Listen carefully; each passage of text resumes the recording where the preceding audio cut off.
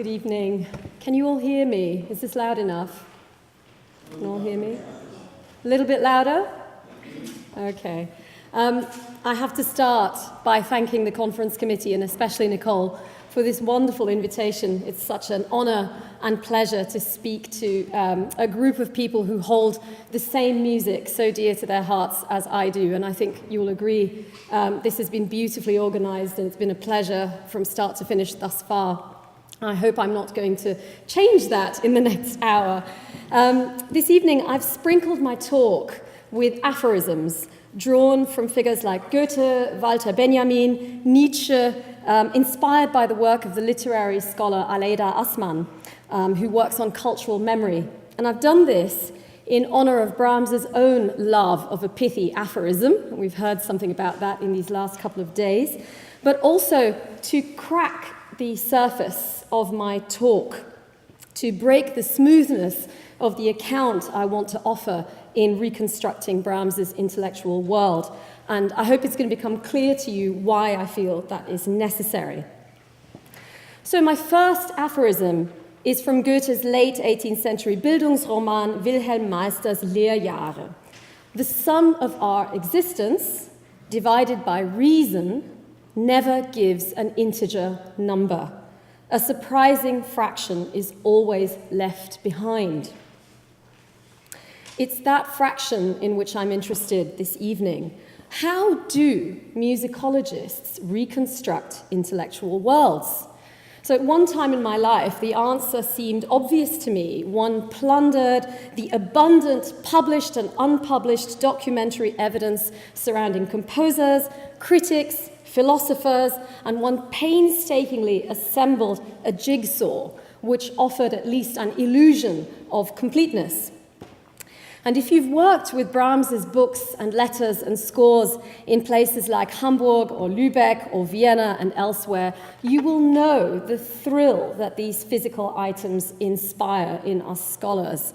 Historical musicologists try to write robust methodologies, or at least some of us try to write robust methodologies, but in truth, I think our work is often shaped by our visceral response to the tactility, the scent, the difference of historical materials, including in Brahms's case, his expressive handwriting, the vigorous jags of that blue pencil, his exclamation marks and his underlinings, which evoke that physical body in front of our eyes when we see those materials, and give us, in a sense, some access to that genius that we admire.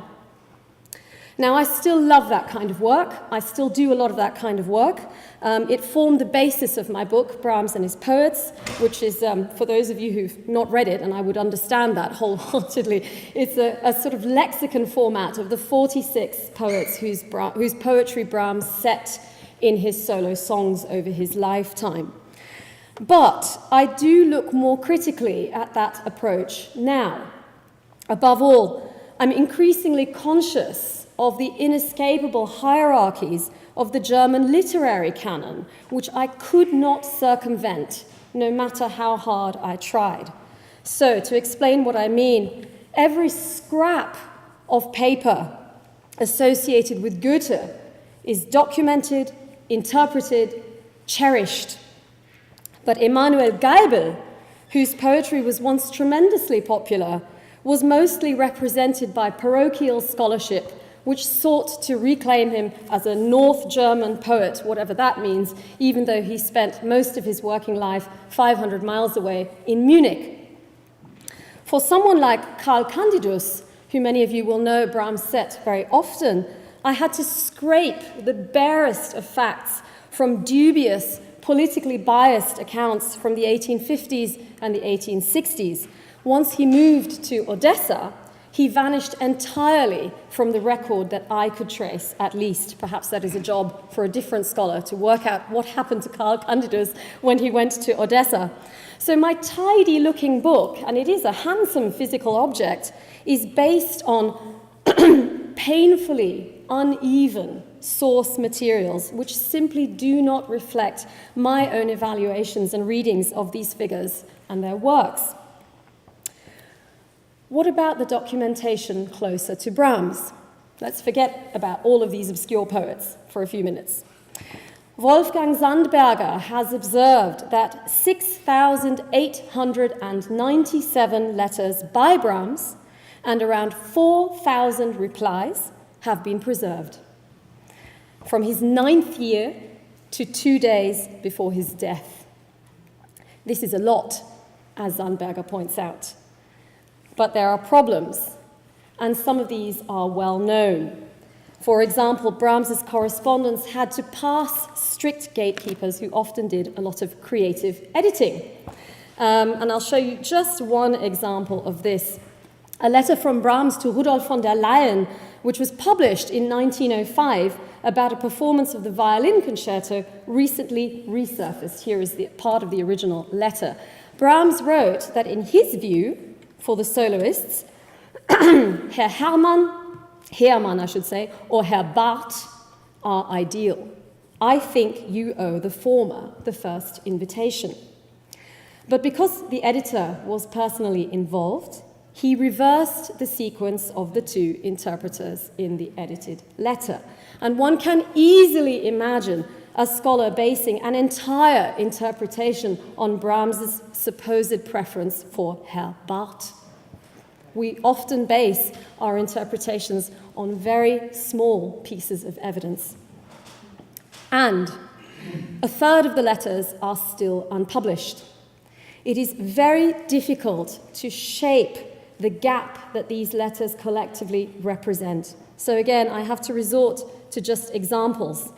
The letters of Georg Friedrich Daumer and Karl Lemke, some of which I published for the first time in Brahms and his poets. So Daumer was no longer fashionable. By the time of Brahms's death, he had fallen out of the literary canon. But his letters reveal Brahms's continuing interest in him and his promotion of his works, his encouragement of Daumer to continue writing poetry for Brahms to set right up to his death in 1872. This is a personal favorite, and apologies to people who have heard me talk about this before, but I still think this is one of my best Brahms stories. Karl Lemke's unpublished letters tell us about possible opera libretti, including one about the medieval pirate, Klaus Störtebeker. The idea of Brahms writing a pirate opera is one which will make me smile until my dying day, I think. But neither of these letters were deemed important enough to be published in that first grand sweep at the beginning of the 20th century. Still worse, the historian has to recall that even 11,000 letters are only a partial record. We cannot know what correspondence is lost forever, particularly from Brahms's earlier years, when people would have not thought it was important enough to keep those documents. And worst of all, every letter in the world would still only represent a small fragment of communication, and moreover one which is ontologically distant from direct speech. For example, in 1874, Brahms wrote to his friend, the surgeon Theodor Billroth, "But we must discuss Daumer. I'm sensitive about that topic, even though I know myself to be a complete amateur in the art of verse." Characteristic self-deprecation there. "I will bring you a few poems soon, in which you will be able to see what I find beautiful. I'd like to hear more fully what your real objections to Daumer are." Clearly, this letter led to a meeting, and clearly during that meeting, the poems would have been declaimed. They would have been performed effectively by Brahms in order to persuade Billroth of the merits of this obscure poet's work. And we're never going to know what that conversation was like, are we? We're never going to know whether it was Daumer's use of form, his thematic content, his choice of language, whatever it was that delighted Brahms. We have to surmise that to some extent. My second aphorism, and I shall take the opportunity to have a sip. Excuse me. My second aphorism is taken from Nietzsche's Also sprach Zarathustra. Was alle wissen, wird von allen vergessen. That which everybody knows will be forgotten by everyone. The trivial exchanges and experiences which really reflect an era's intellectual underpinnings are inevitably lost. One might conceive of this as a vast, invisible black hole. This is a region of space-time, for those of you who don't know this, with such strong gravitational effects that it shapes everything around it, but its own features cannot be detected. The historian must, at the very least, be deeply conscious of the potential skewing of the historical record. Speculation is a dirty word in our business, but I'm increasingly of the opinion that the opposite is an equally spurious tidiness that we have to be very, very wary of. The examples I've cited thus far are relatively trivial. I hope that even in a room full of passionate Brahmsians, most of us can agree that Brahms's preference for Herr Hermann or Herr Barth or his interest in possible pirate operas really concerns only the most dedicated of specialists. But is the black hole even bigger than I've implied? In Brahms and his poets, I tried to convey the numerous links which bound a whole social, professional, and artistic network together. And similarly, when Katie Hamilton and I edited Brahms in the Home and the Concert Hall back in 2014, we thought that the sociability which characterized Brahms's world was absolutely wonderful. We had the time of our lives editing that book. We also wanted to have a swipe at the solitary genius myth, which continues to endure with astonishing tenacity. Most great achievements, particularly by men in history, have been possible because of a wife or a sister, or in Brahms's case, the long-suffering Celestino Truxa, who doubtless did his ironing and bought milk and all the other boring things that need to happen. But my views on sociability are also changing. The scholar Joanne Cormack is revealing the ugly side of personal connections in her project Networking the Symphony. This is work in progress. Joanne hasn't published anything yet, but when she does, I will go out and buy it because it's going to be incredible. She has recently pointed out that in a city like Leipzig, public performances of high prestige works, symphonies, by figures like Mendelssohn, Schumann, Berlioz, Liszt, and of course Brahms himself, depended on a network of critics, composers, musicians, teachers, publishers, administrators, friends, and hangers-on. But the network could also exclude perceived interlopers. Cormack named several examples, but I'll only mention now Emilia Meyer, who was a prolific symphonist. Her 8 symphonies were performed regularly in Stettin, Berlin, Cologne, Halle, and elsewhere. But she couldn't break in to the Leipzig Gewandhaus network, and she's excluded from Christopher Fiffield's survey study of the symphony, the genre of the symphony. And I just wanted to play you the opening of her 7th symphony.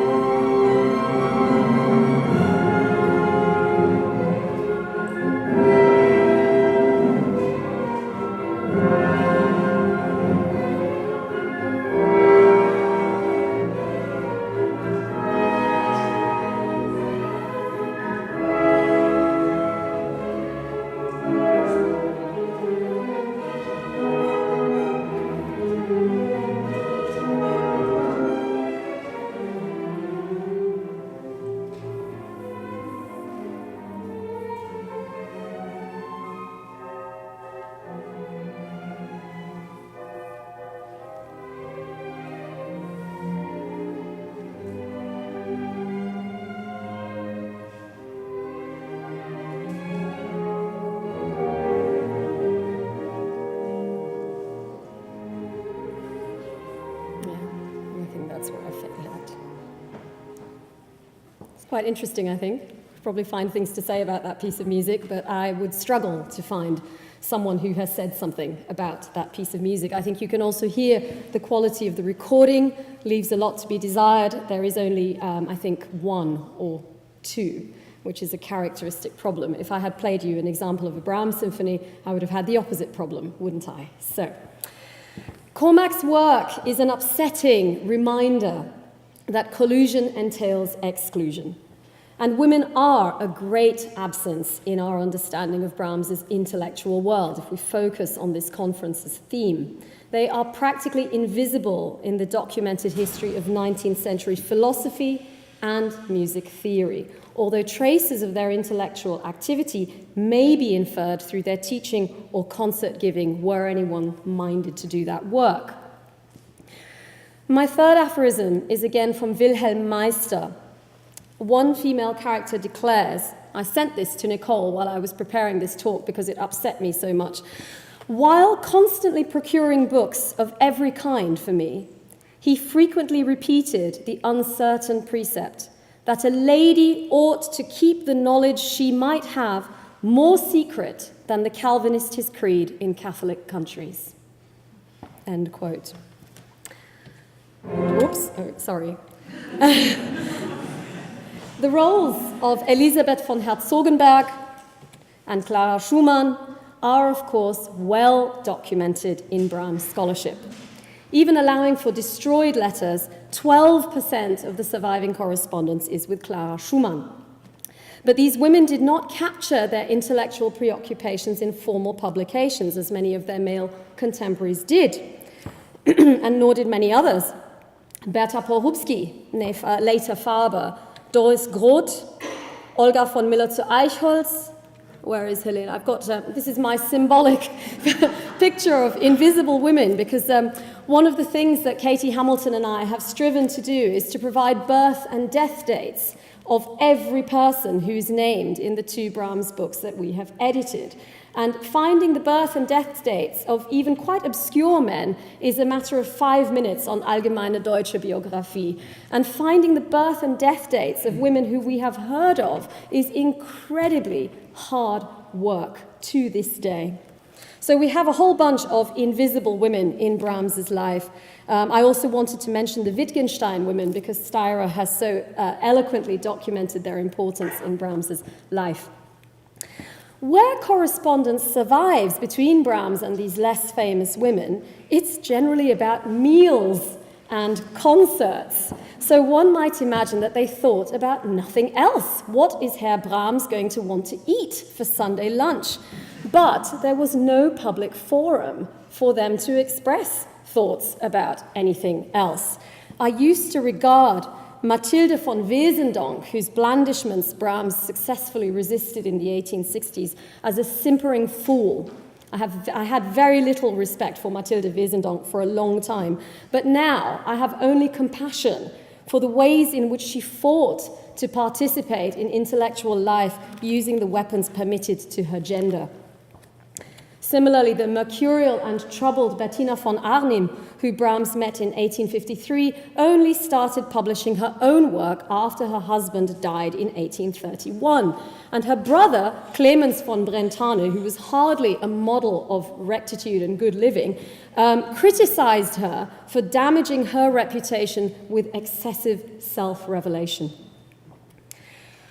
Of course, Brahms knew many women musicians. But when it comes to intellectual worlds in particular, we have to remember that although women were admitted to music conservatories in Leipzig from 1843, and then Cologne and Dresden, Berlin, Frankfurt in 1878, they were generally excluded from string, wind, or brass classes, which of course meant that they couldn't participate in symphonic culture.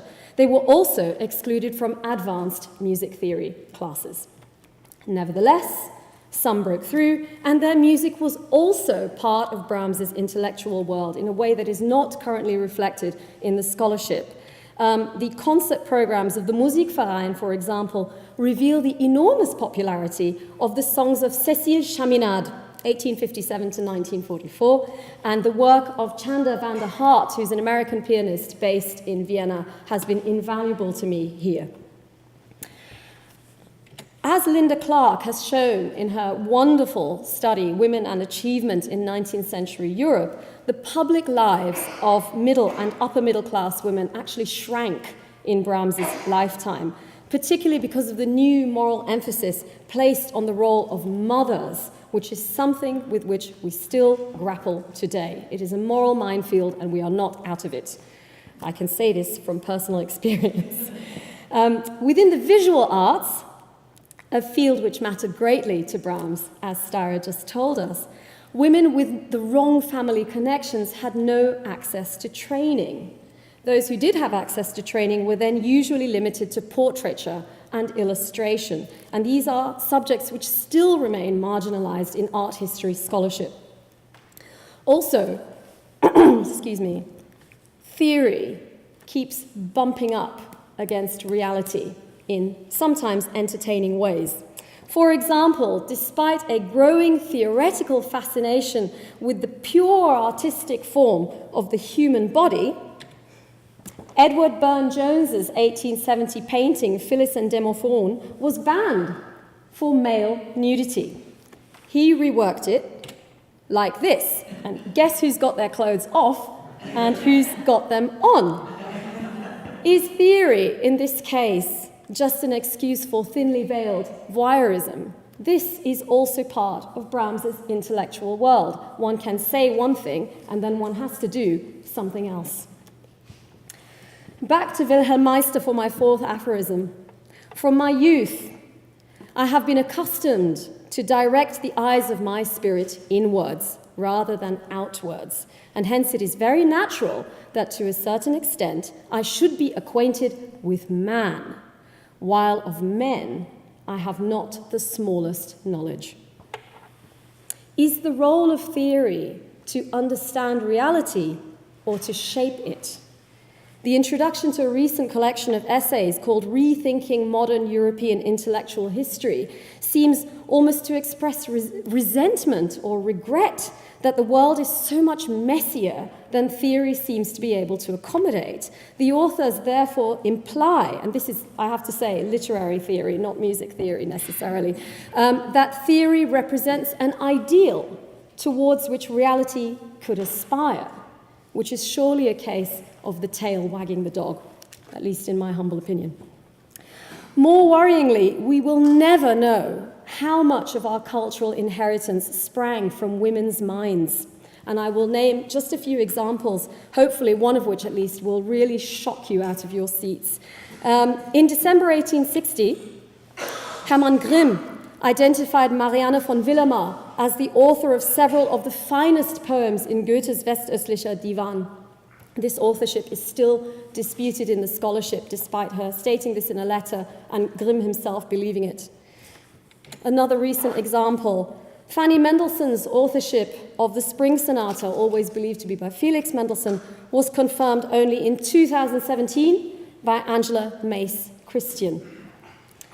More peripheral to Brahms, but I hope equally interesting, it's rarely recalled that Edward Jenner, who's credited with creating the influenza vaccine, which has saved many lives, based his work on the early discovery of the smallpox inoculation by Lady Mary Wortley Montagu. And this is my example, which I hope will shock you.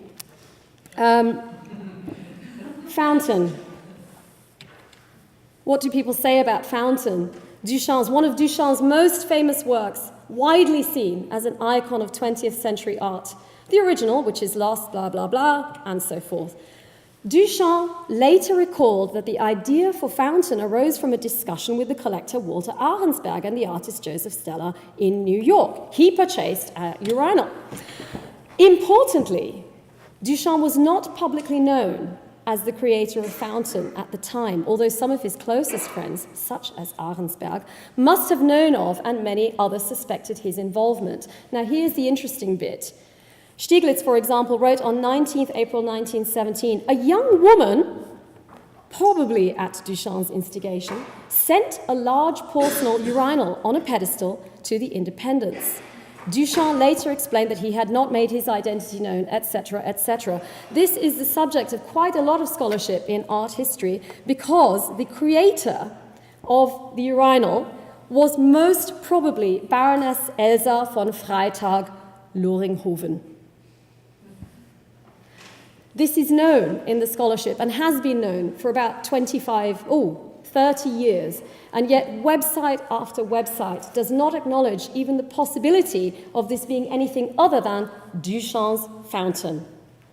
When I mentioned this at a conference last year, one delegate responded that the work was perhaps not that significant anyway, which suggests that the Kantian ideal of disinterested contemplation is pure nonsense.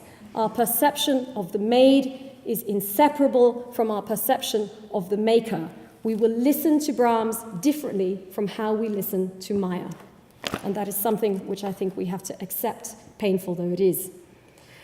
To my fifth aphorism from Wilhelm Meister again.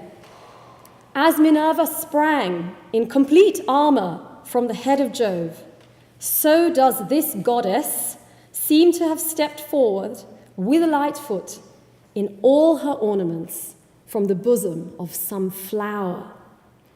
No, I am not misquoting Schumann's description of Brahms from the 1853 article Neue Bahnen.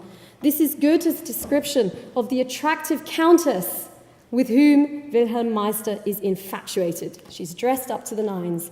It is there's no doubt in my mind that Schumann would have known that these were Goethe's words in that context. Women are inseparable from Brahms's intellectual world and yet invisible. I'd like to turn now to my second theme of fragments in relation to literature and music, and I want to open with a thought from Aleida Assmann again. She says, the border between archive and refuse is a very flexible one. Kurt Hoffmann has conscientiously catalogued Brahms' surviving library, and this little book has been an invaluable resource for me, for Nicole, and I think for many other people in this room. Otto Bieber once memorably described this catalogue to me as a fiction. I did not argue. But even if Hoffmann were complete, there is still a huge absence. As with the lost correspondence and the conversations, Hoffmann's publication cannot capture reading material which was borrowed, discarded, or lost over the years. Which raises the important question for the historian: what do we keep and what do we destroy? One gap, the only gap I can discuss now, in the documentation of Brahms's literary life was surely magazines. During his lifetime, the magazine business exploded, ranging from family publications to specialized journals for poetry and fiction. I'll give you again one example of how important this might be. Brahms declared, "A new novella of Paul Heise always means a day of celebration for me. I don't read something like that just once. It lies by me for weeks and I read it constantly." But Hoffmann lists only 4 items by Heise in the Bibliothek. Heise wrote over 160 short stories. So where is Brahms encountering Heise's stories? Heise's work appeared most typically in popular magazines like this one, Westermann's Illustrierte Monatshefte, or in this case a Monatsheft. This would typically include a short story or a serialized longer tale alongside articles about general history, artistic appreciation, literary appreciation, music, aesthetics, geology, biology, travelogue, and possibly a Musikbeilage at the end, which you could take out and then play on your piano. Scholars like Günther Henschel are recognizing the importance of publications like these rather than the handsome bound books, and I brought one of my own in case anybody wanted to see one, which offer a largely artificial material representation of how literature was consumed.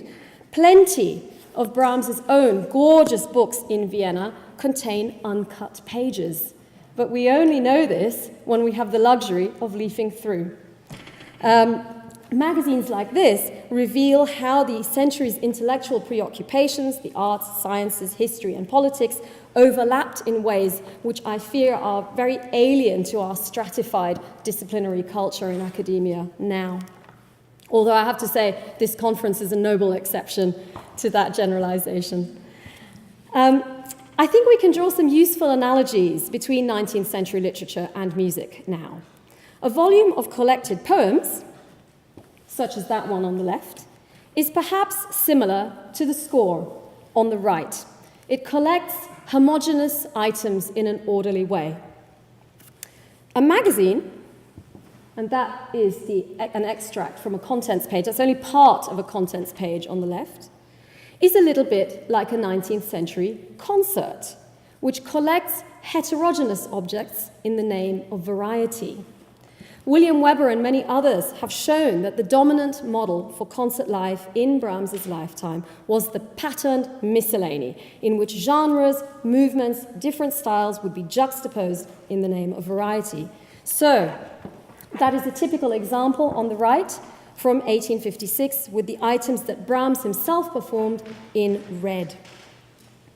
What have I got on my next slide? Brilliant. In the last couple of years, I have been examining the performance history of multi-movement works in Brahms's circle. Things like Schumann's Dichterliebe, Schubert's Winterreise, Die Schöne Müllerin, pieces which were very much associated with Brahms's generation in terms of performance. The work I've been doing, which has appeared a little bit last year and will be appearing this year, is revealing a huge gap between the concert experience and the printed score, music as sound and music on the page. It seems that multi-movement scores were treated like pick and mix at the cinema. I hope that's not a particularly English expression. I don't know if you have pick and mix in the United States, where you go and you select your sweeties out of different containers. Perhaps a more historically appropriate comparison would be a flower shop, where you go in and you select your Blumenstrauß, which was a term very familiar to Brahms's circle. Returning to this Gewandhaus program, we see a symphony, a scene, a piano concerto, overture, another scene, a canon, a novelette, and closing choruses. So yes, Brahms did probably play that complete Beethoven concerto. I say probably. But he also played 2 keyboard works from different opuses by Schumann, pairing them together in a way that we rarely hear in concerts today. Bear with me, I'm going to give you an extract from both, and it is a tonal connection which strikes me. This is not arbitrary programming. There is design, but it is design that is contingent on that occasion alone.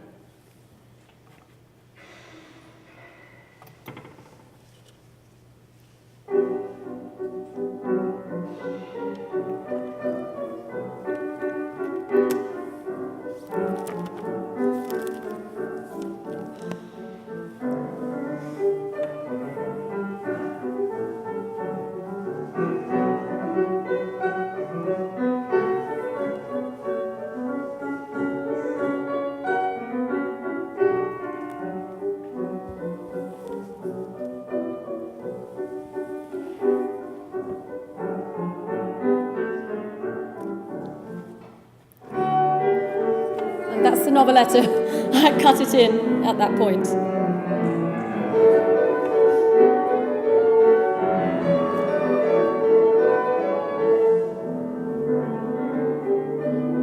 Oops, sorry, it's jumping. I'll go over there. But could you hear what I was trying to show? That he's not just picked 2 things out of a hat. He's trying to make a plan, but the plan is not captured in a published score. It is captured in that experience, and it is ephemeral.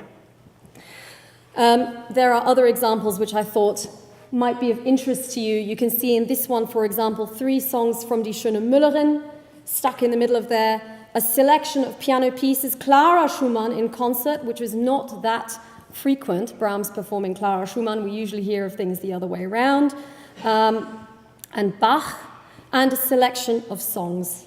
And this kind of selecting and ordering was very, very typical of the day. Another example which I thought would interest you. More detailed evidence, which we can only glean when we look at the concert programs which artists preserved and scribbled upon, reveal that concert numbers were often swapped at the last second. So even when we have the documentary evidence, that doesn't necessarily mean that that's what happened.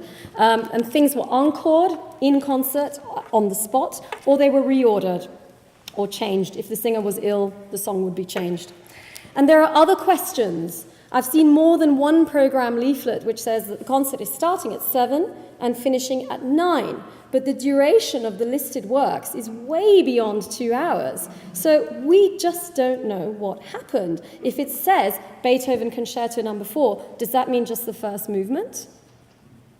Does that mean that, well, I think that you would have a very cross orchestra if you showed up and said, actually, we won't do the Beethoven 4 today. But I suspect that they picked movements rather than the whole thing. And this concert programming pattern changed only very gradually in the 20th century, not in Brahms's lifetime. Concerts are ephemeral, they are contingent, they are poorly documented, and they lack the trappings of a theoretically useful object, so it is tempting to ignore them. Walter Benjamin suggests, however, that it is in our nature to impose order on chaos. In his beautiful, sorry about my order of my slides, Schumann Quintet, spot the Schumann Quintet. I thought you might like that. 1, 3, and 5. Right. Indulge me, I'm going to read this in German, because I think it's very beautiful in German. Im Moment des Lesens ist der Leser gleichzeitig auch Schreiber.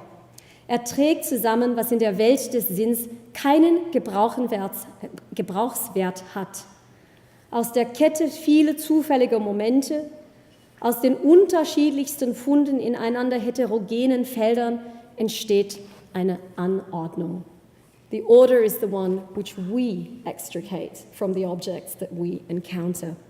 Even the 18th century art historian Johann Winckelmann, who generated the history of classical art so important to Brahms' century, admitted that his work involved filling enormous gaps, imagining the limbs which were missing from those classical torsos, where the arms are always broken off. Scores are fixed and they are complete, so they are easy to privilege. But as documents of historical experience, I would suggest that they are as partial and as fragmentary as everything else I've discussed so far. And this leads to my final topic today. Fingers. I couldn't resist my alliterative title, I'm afraid, but what I'm actually talking about is the largest gap in our understanding of Brahms's intellectual world, which is the complex ontology of live performance. For me, this makes the difference in what Aleida Assmann, quoting the Goethe scholar Albrecht Schöne, calls, and I quote, the parallel between the cultural memory that transcends eras and is supported by normative texts, and the communicative memory which links generations through memories passed on by word of mouth, or if I paraphrase her, through hands, through what we do at the Beast. She also quotes Nietzsche, who condemned historical scholarship as and I quote, a catastrophic force that erodes the sources of living memory and collective identity, end quote. Assmann is, of course, concerned with literature, but I think that her point applies very much to music too. Brahms's generation experienced every note of music in their lifetimes live, mostly generated by their own fingers or mouths, or those of their friends. There are many, many implications to this thought in comparison with how we experience the majority of music that we encounter. Questions of repetition and the power of repetition, of fixity, playing the same recording again and again, which I think is something we all do.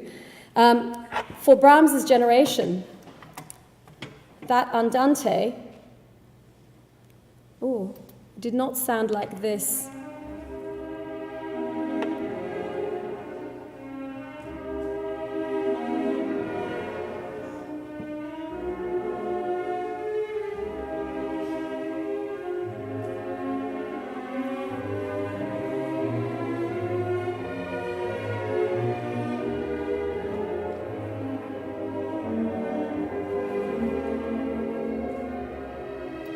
I'll just stop that there. I was thinking of asking Julian to play this four hands with me, but I thought you would not forgive me. So, here is a two-hand version. And I think, for lots and lots of Brahms' contemporaries, this is what that piece of music would have been. I am now probably going to make lots of mistakes because I am nervous, so I'll just say that.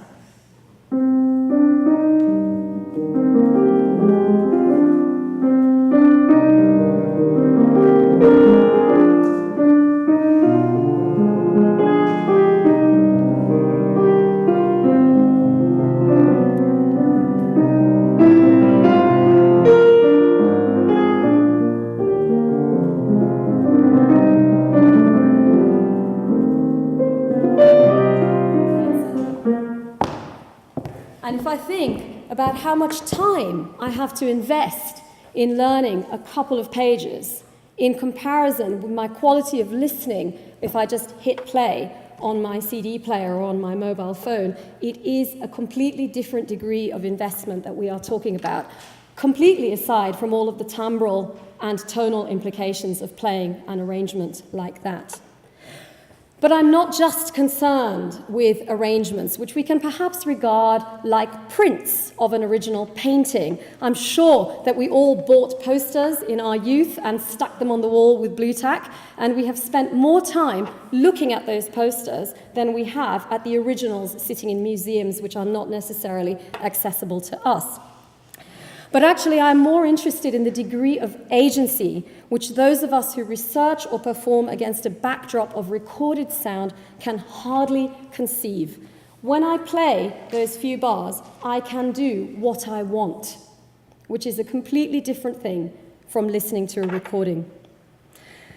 Assmann quotes the Holocaust historian Reinhard Koselleck, who argues from a completely opposite perspective of deeply negative experience that, and I quote, the embodied experience of the survivor's present past gives way to a pure past, which is disconnected from sensuous experience, end quote.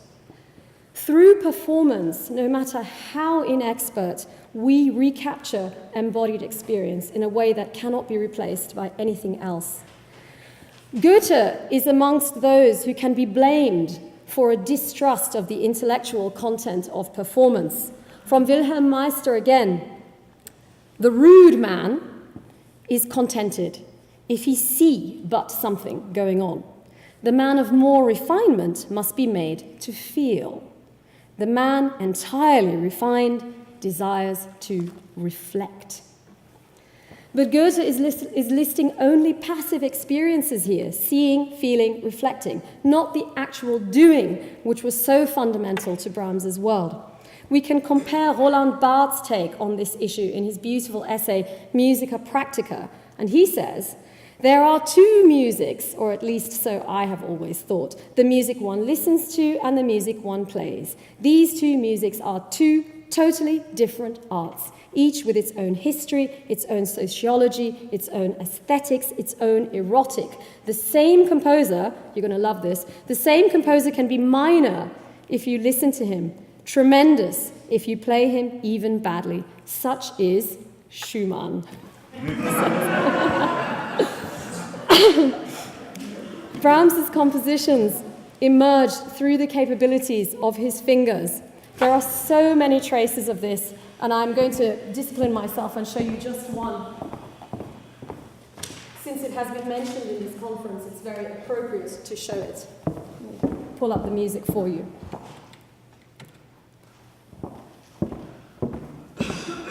So I suspect that most of us have had to learn this. If we are all Brahmsians here, we've all done this.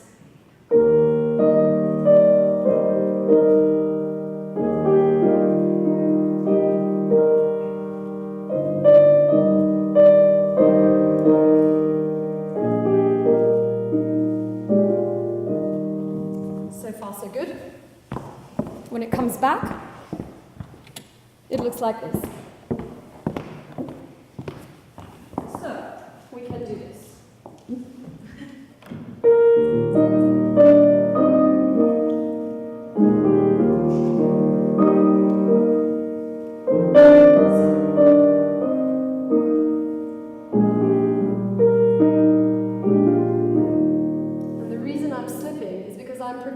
myself mentally to do this, and I hope you can see what I'm doing, which is taking my hands over, so I play 2. Yes? Same notes, same experience? Not. So what Brahms is doing is creating a mythical third hand. He is playing with the play of the hands. And the other example I love is in the same opus, where we have this.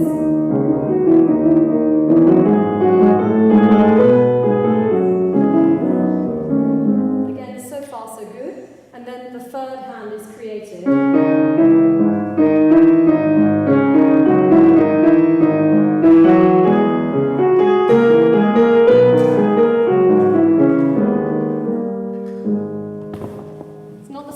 I could play it, I could spread it differently in my hands and it would be a different piece. As far as I'm aware, the practical making of music was not discussed within the theoretical literature in any sustained way in Brahms's lifetime because of this obsession, really, with composition.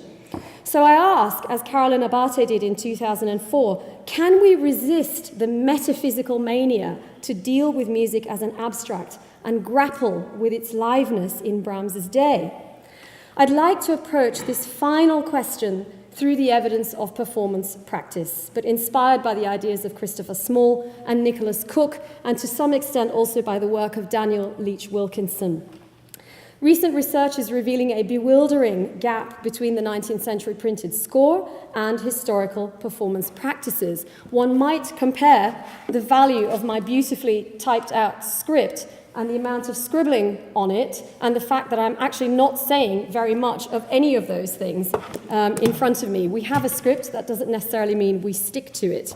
Dana Gooley and Ken Hamilton have already demonstrated the importance of improvisation in 19th century performance. For example, Hans von Bülow, the entire legacy of Franz Liszt, which is why it's so difficult to learn, because it's improvisation captured on a score. Clara Schumann's Preludes, where is Valerie? I'm looking for Valerie, which Valerie Gertzen Valerie Woodring Gertzen has edited and published, suggest a tip of an unnotated iceberg. In the early 20th century, Hans Pfitzner improvised preludes in concert between the individual songs of Schumann's Opus 39, Liederkreis. He stitched the songs together with threads which would be sewn anew in the next concert, and this work by Nicholas Atfield will be published later in a book this year. Richard Strauss maintained an improvisatory relationship with his song accompaniments in concert until well into the 1940s, until the end of his life, basically, as an unpublished thesis by the American pianist Carson Beck shows. And Carson will be performing his take on Strauss's improvised accompaniments in Oxford in April, if you happen to be there.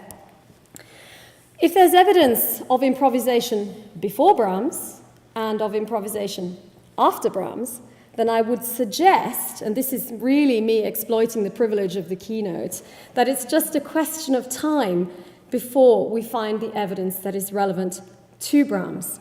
So, I'm now going to do something which is either going to have me lynched after this talk, or somebody will say, oh, you didn't go far enough, you're too cautious. Again, a piece which has been mentioned in this conference, and I suspect one which we have all learned at one time in our lives.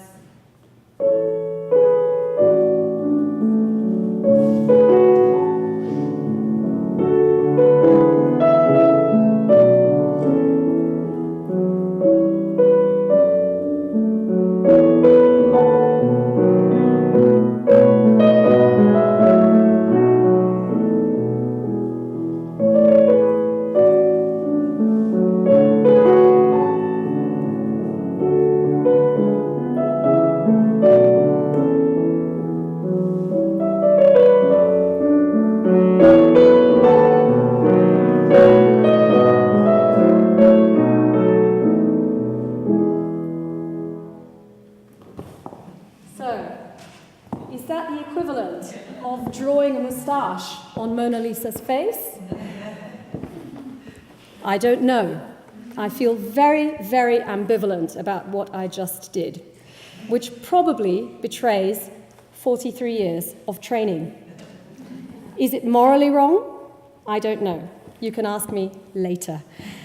I realize that those very modest changes, 5 notes in total, might upset some of you. It certainly upsets me as I do it. Also, my hands resist it because I have learned fingerings around that piece, which I have to unlearn. But I did this with Aleida Assmann in mind again, who argues for the body as a place of not neurological but somatic memory. The alteration of notes requires me to reinscribe that somatic memory.